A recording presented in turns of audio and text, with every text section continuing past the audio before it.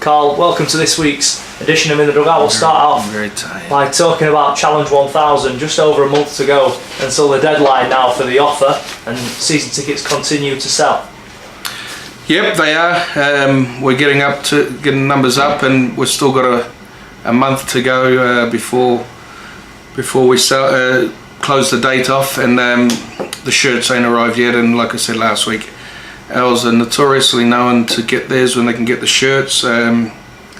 So we're really happy with how things are going. It's we've probably beat last year's numbers already, so we're looking good. And Christmas around the corner as well. The ideal Christmas presents to get, aren't they, for all the family as well? Kids go free, and it could be as little as £30 that people are paying. Yeah, and that's a big one for everyone to remember. The kids need to get their season tickets if they're going to come in free.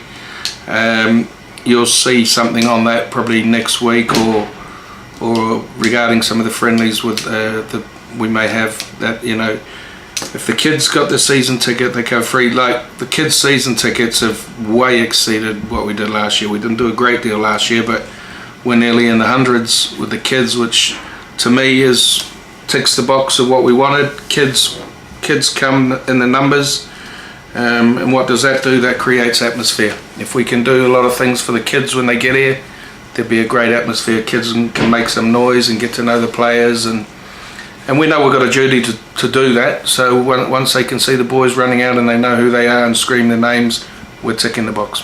And still the community roadshow still to sort out and finalise, but that gives us another chance to spread the word and get the season tickets handed out to all the kids as well as the adults who are involved there as well. Yeah, we're going to do that. We've also been contacted by Dern Valley, see if the boys want to.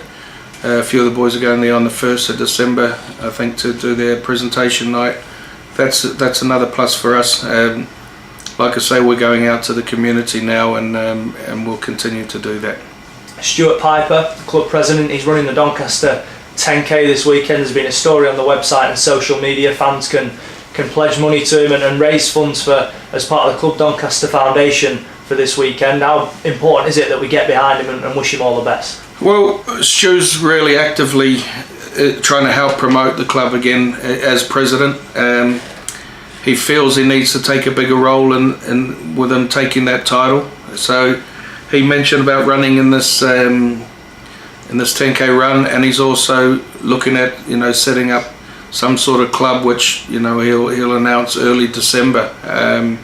Every other club has them, so Stuart's looking at things as a role of the president of what we can do to raise the profile of the vice presidents and the president, and doing stuff like this raises the profile of not just club and Club Donny and the Dons, also as Stuart being the president. We all know Stuart for selling cars and that, but this club's a massive part of Stuart's life as well, and he just feels he's been president in name really alone over these last few years.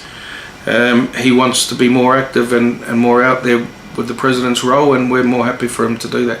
And after speaking to him, he likes these sort of events, doesn't he? He's done a couple of runs in the past year. He's kept himself active, obviously, since retiring, and at 69 years old, he's still going strong. What did he told you? He's a lot older than that. Don't let him kid you, Stuart. Come on, mate. 69 plus 10. Let's just put it that way. He's an old fella now, but he's very, very fit.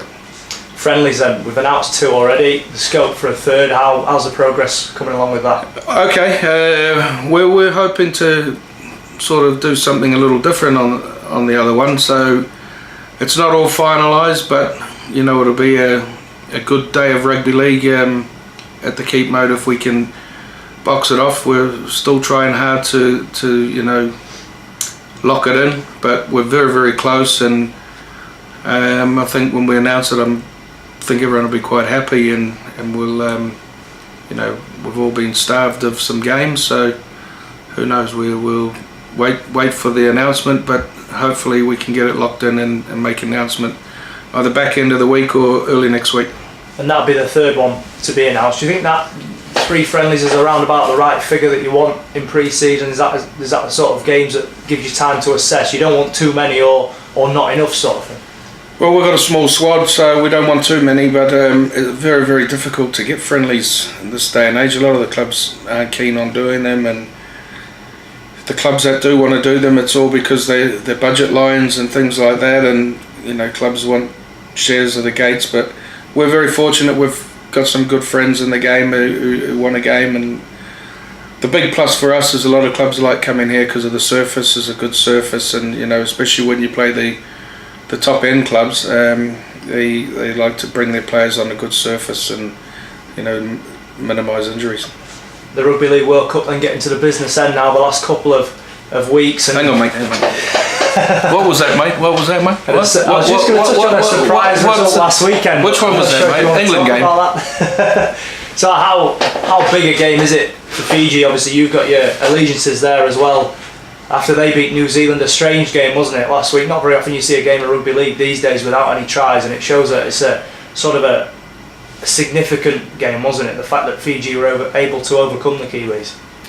Well, you'll see the Tonga was a bit flat last week after their big win over New Zealand, and Fiji's put a massive effort in against them this last week gone, so it could be real difficult for them. That was one of them there, mate, just wanting to sign, but I'll speak to them later.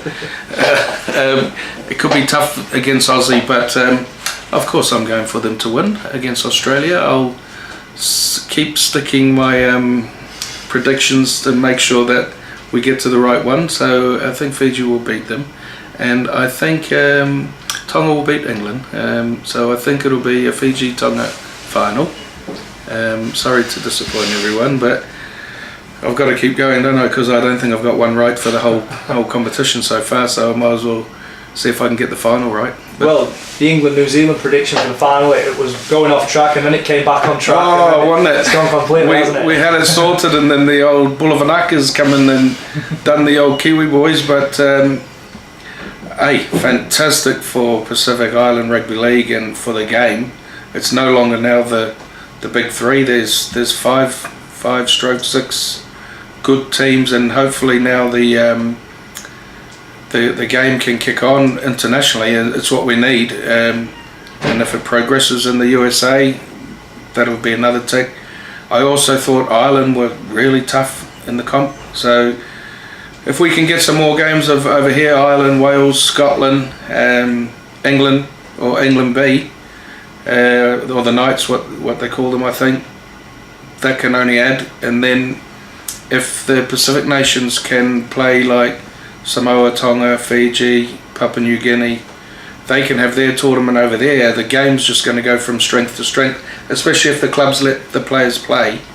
I think they have to, because we can just see what this World Cup's done. New Zealand out of can't even make the semi-final in the World Cup. Come on, it's not right. So the game internationally looks like it's kicking on and going to be strong for many, many years, and I think that's down to these PNG teams and the New Zealand team and all these boys playing in the NRL. So we need to sort of get that competitive nature here in the Four Nations sort of thing, or whatever what they do in the rugby union, and then they go back to their clubs, and the clubs are strong, So I think it's something we've got to look at. And you touched on what the atmosphere is going to be like in New Zealand this weekend for Tonga and the England game. You can have all the quality in the world, but your head, and you've got to really want it in these type of games, haven't you? For a World Cup semi-final, it should take care of itself. You don't need any motivating for that sort of thing. But once the England players see that crowd, it's going to be a big test of their sort of mental strength, isn't it? Listen, I urge anyone to watch the game. They will never ever again experience anything like the atmosphere that the English boys are going to go into. You've seen some footage, I suppose everyone's seen some footage of just the promotions they're having in the week, and the Tongan boys in New Zealand are like rock stars. So, I don't know, I think Mount Smart's only 20,000, 25,000, if that. You wait till you run out there, and it's a cauldron. And the England boys, I've been on the text with Luke Gale this week, said to enjoy it, but he's going to never experience anything like it. And don't beat them, because the spears will come from the top of the stand. I told you last week. But honestly, anyone if you can get up and watch it, it'll be an experience that you've never seen. It'll be a sea of red and white. It'll be a cracking game. The first 10 minutes, you wouldn't want to be taking the ball in that first run of the kickoff, because there's going to be some massive hits, and we all know Sammy Burgess and those boys can do that as well. But these Island boys, when they lose their head and they get fired up from the kickoff, when they do their little Sevatale or whatever it is, you'll see the passion come out in that. And then once that first ball's kicked off, I just hope it's England kicking off to them, so they don't have to tackle the player. If they're kicking off to England, I wouldn't want to be taking that first carry, I'll tell you now.